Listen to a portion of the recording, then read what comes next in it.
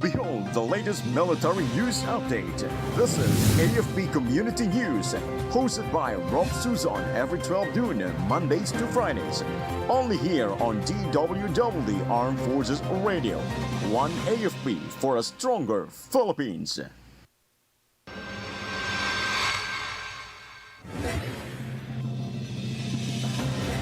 Chief of Staff Armed Forces of the Philippines visits units ahead AFP's 89th anniversary. Army Chief joins Second Land Forces Summit in Japan. PBBM set to veto parts of budget bill. Department of Health says they are ready amid disease X threat.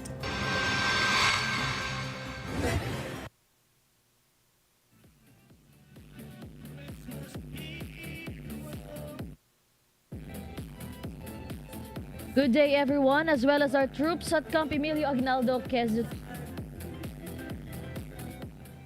Quezon City. Today is Thursday, December 19, and we will bring you the latest news from the armed forces and other information around the Philippines. In behalf of Rofh Suzon, this is Jai Simbahon for AFP Community News.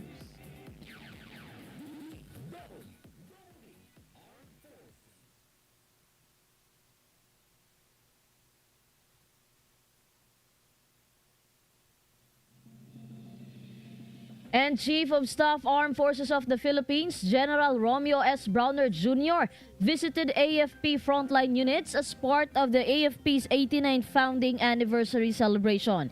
The visit covered the Special Operations Command or SOCOM, Special Forces Regiment Airborne, Light Reaction Regiment, Army Aviation Regiment, Army Artillery Regiment, 7th Infantry Kaugnay Division, Installation Management Command, and 1st Scout Ranger Regiment.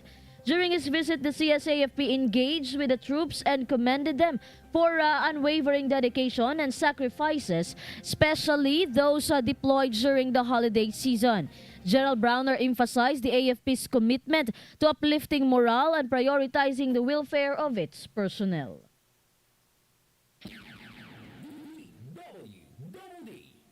Forces News. And the Commanding General, Philippine Army, Lieutenant General Roy M. Galido, joined the Second Land Forces Summit held in Camp Ichigaya, Shinjuku, Tokyo, Japan.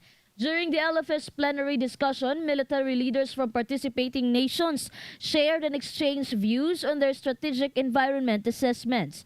The CGPA joined Philippine Marine Corps Commandant Major General Arturo G. Rojas, Japan Ground Self-Defense Force Chief of Staff General Yasunori Morishita, U.S. Army Pacific Chief General Ronald P. Clark, U.S. Marine Corps Forces Pacific Chief Lieutenant General James F. Glenn, and Australian Army Chief Lieutenant General Simon Stewart in the said summit.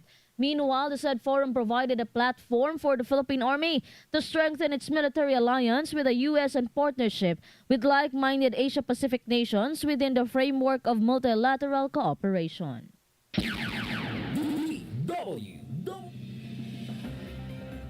For other updates, let us hear the details about the Philippine Air Force holds blessing ceremony for 5 new Black Hawk helicopters. Go ahead, Glenn. Yes, good afternoon. The Philippine Air Force held the blessing ceremony for 5 newly acquired S-70I Black Hawk helicopters at Haribon Hangar Clark Air Base, Pampanga. The said helicopters were delivered on December 9, 2024 and are part of the 32 units of S-70I Black Hawk helicopters acquired through a direct contact with the Poland's PZL Melik under the Armed Forces of the Philippines Modernization Program.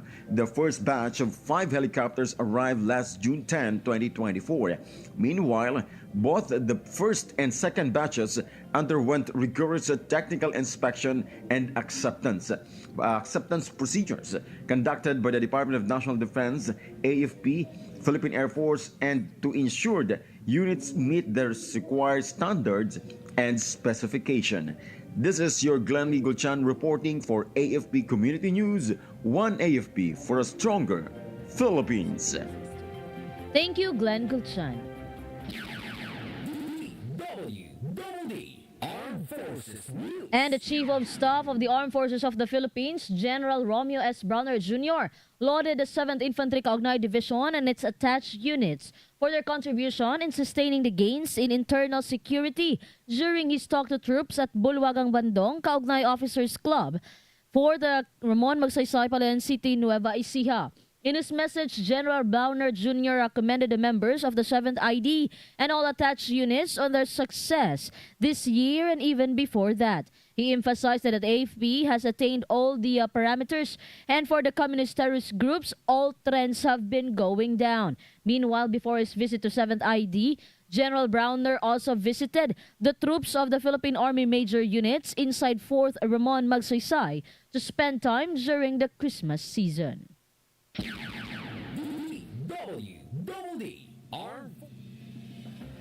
And the Commanding General of the Philippine Army, Lieutenant General Roy M. Galido, honored the wounded soldiers during his visit at the Victoriano Luna General Hospital in Quezon City.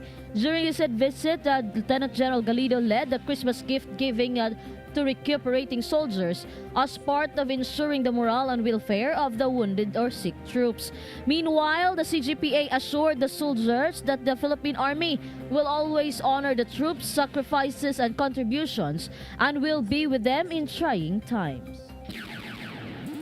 DWDD Armed Forces News. Armed Forces Radio. On the other line, let us hear more from Beth about new Army officers receive second lieutenant ranks. Beth? The 362 members of Officer Candidate Corps Katarakha in Class 61-2024 formally received their second lieutenant rank and the donning of rank ceremony at the headquarters in Philippine Army Grandstand, Fort Bonifacio, Taguig City. In this message, as the guest of honor, and the Speaker Training Command, Major General Danilo D. Benavides challenged the new officers to step up the split of assume the responsibilities of platoon leader, embodying those of service before self. Meanwhile, the officers adorned the ranks of the newly commissioned officer during the ceremony. This is Bethaneta reporting for the AFP Community News, 1 AFP for Stronger Philippines. Thank you, Beth Tanyete.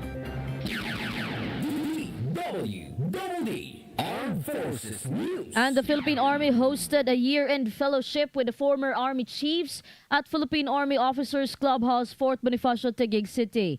The Army Commanding General, Lieutenant General Roy M. Galido, apprised former Army chiefs about the Army's modernization thrust and transition to territorial defense operations shift. The Christmas Fellowship follows the August 2024 meeting with the former Army chiefs, where the CGPA presented a report on the 127-year-old organization's growth, achievements, and triumphs. Lieutenant General Galido, the 66th Army Commanding General, also paid tribute to his predecessors, highlighting their key contributions and exemplary leadership. DWDD Armed Forces.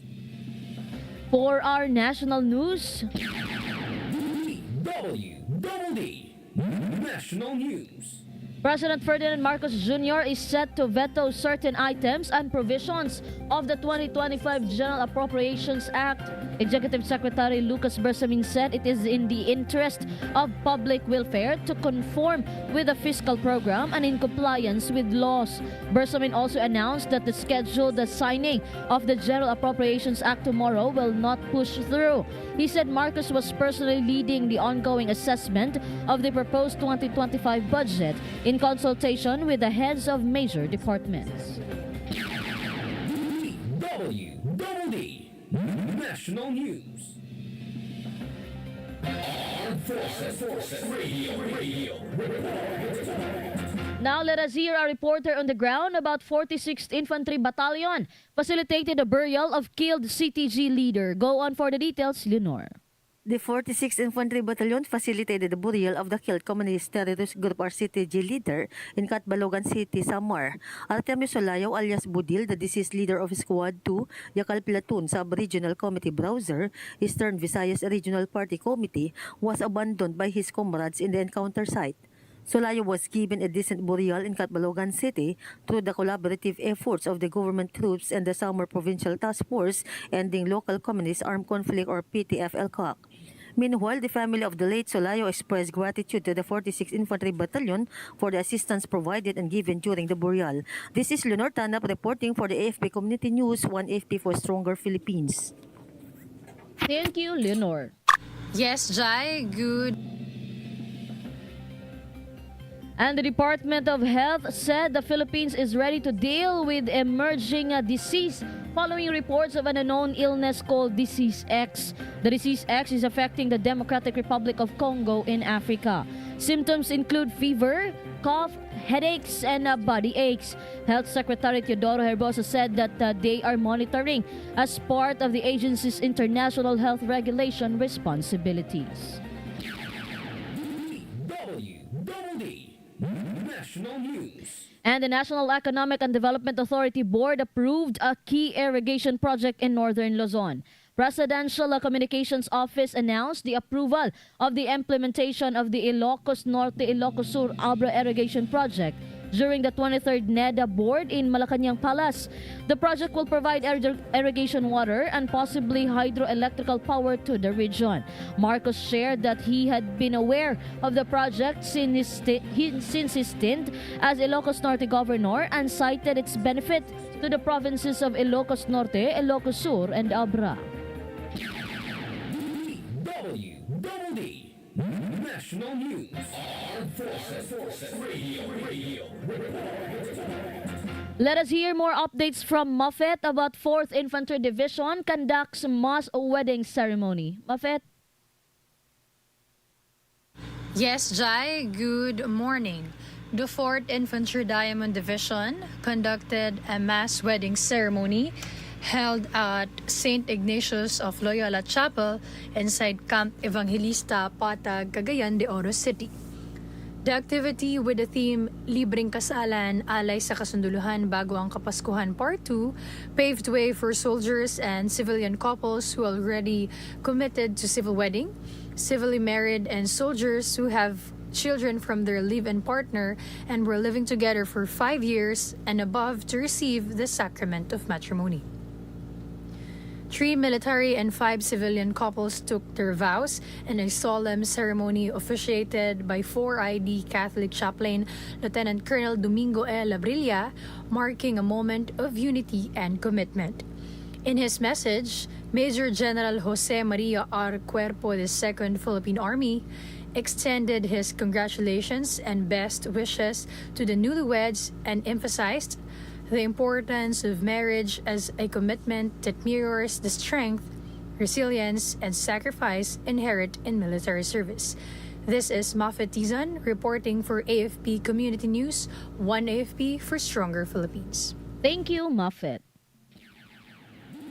DWDD National News. And the majority of Filipino voters demand good governance, transparency, and accountability as the country approaches the 2025 midterm elections. Results from Publicos Asia Incorporated survey showed overwhelming support for measures aimed at ensuring integrity among candidates and elected officials. Conducting lifestyle checks for officials and candidates received the highest approval at 80%, followed closely by neuropsychiatric evaluation at 79%. Meantime, hair follicle drug testing for the President, Vice President, Senate President, and House Speakers got 73%. DWDD National News. And the Commission on Elections was named the Election Commission of the Year and won 3 other awards at the 2025 International Electoral Awards Ceremony and Symposium in the Dominican Republic. The award was bestowed on the COMELEC by the International Center for Parliamentary Studies. COMELEC Chairman George Erwin Garcia said the recognition has inspired and boosted their morale to aim higher and work harder to provide credible and transparent elections in 2025. He added that the the awards serve as a testament to the hard work and dedication of all officials and employees of the Commission on Elections. DWDD National News. Armed Forces Radio. We have a report coming in from Mars about Army General Hospital Combat Wounded Troops receive early Christmas gift. Mars? Good afternoon, Jai. The combat wounded soldier at the Army General Hospital received early Christmas gift from the Commanding General Philippine Army, Lieutenant General Roy M. Galido, Philippine Army, during his visit at the AGH Multipurpose Hall in Fort Bonifacio, Taguig.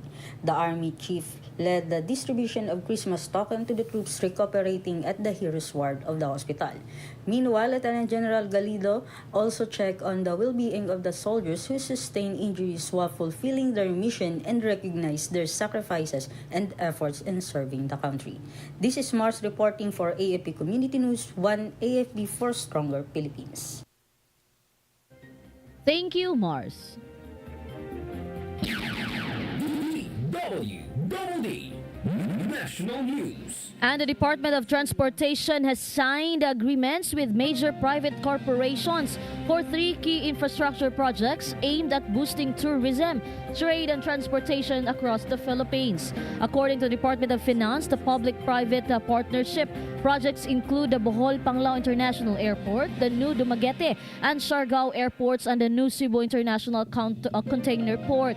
The Finance Secretary Rofh said all of these projects are a major win for the economy, tourism, environment, and most of all, the Filipino people. He added that the 3 upgraded airports projects will enhance tourism and bring economic growth and modernization to residents of Bohol, Panglao, Dumaguete, and Siargao. DWDD National News. And the Bureau of Immigration is moving closer to its modernization goal by automating its system to make the Philippines a leading education hub in Asia. The agency lauded on Wednesday its online student visa and permit application system, allowing schools to apply directly to the BI, removing unnecessary paperwork. BI Commissioner Joel Anthony Viado emphasized that this is a priority project of the agency to make things easier and more secure for foreign students to apply for their visas and permits. The services may be accessed via the BI's e-services website. DWDD National News. And let us hear more from Meljoy about Cordillerans Amplify support for West Philippine Sea advocacy. Meljoy? Yes, good afternoon. The Northern Luzon Command Armed Forces of the Philippines, in collaboration with the 1st Civil Relations Group CRS AFP, the City Government of Baguio, and the National Youth Commission Region 1 and Cordillera Administrative Region Cluster, hosted a tribute for West Philippine Sea on December 18, 2024 at Malcolm Square, Lower Session Road, Baguio City. This activity was a vibrant fusion of musical and cultural performances, which aims to raise awareness and support for the Philippine government's non-violent campaign about the West Philippine Sea. It also celebrated the Armed Forces of the Philippines' 89th founding anniversary, highlighting its dedication to defending the country's sovereignty and enabling its people, especially the young, to speak up for our country's interest. Present in the said activity are the local performers from the different uniformed services, youth groups, academies, personalities, and sectoral organizations in the Cordillera Administrative Region, which unites in supporting and promoting the government's efforts in safeguarding national sovereignty and regional stability. Meanwhile, Baguio City Mayor Benjamin B. Magalong, as the keynote speaker of the activity, underscored the importance of asserting sovereignty over the West Philippine Sea to protect the nation's interests and secure the future for generations to come. The success of the event was credited to the collective efforts of partners and stakeholders, which do not just foster the patriotism of the Filipino people, but also the testament of the commitment of the United Cordillerans in protecting our freedom and sovereignty against those who seek to destroy it. This is Meljoy Nesho Arroco reporting for AFP Community News, 1 AFP for Stronger Philippines. Thank you, Meljoy. DWDD National News. And negotiators from the Department of Labor and Employment and the Department of Trade and Industry conducted a 2-day workshop aimed at enhancing the integration of labor standards in global trade negotiations involving the Philippines. The workshop sought to equip participants with the necessary tools to incorporate labor issues into critical trade agreements. The focus of the discussion centered on prominent agreements such as the Indo-Pacific Economic Framework and the Philippines-European Union Free Trade Agreement. Also included in the discussion is the Philippines-United Arab Emirates Comprehensive Economic Partnership Agreement. DWDD National News. And the board of the Philippine Health Insurance Corporation, led by Health Secretary Teodoro Herbosa, has vetoed the proposal of the marketing and promotional collateral expenses of the state health insurers' 30th anniversary celebrations next year. In a statement, the Department of Health said the board of directors has decided to cancel the proposed procurement of the collaterals to save government funds and ensure their proper allocations for the benefits of PhilHealth members. Herbosa said the board will also always prioritize the benefits of PhilHealth members, and Herbosa said deny the assertions that the state insurer would go bankrupt with a cut in the agency's budget for next year.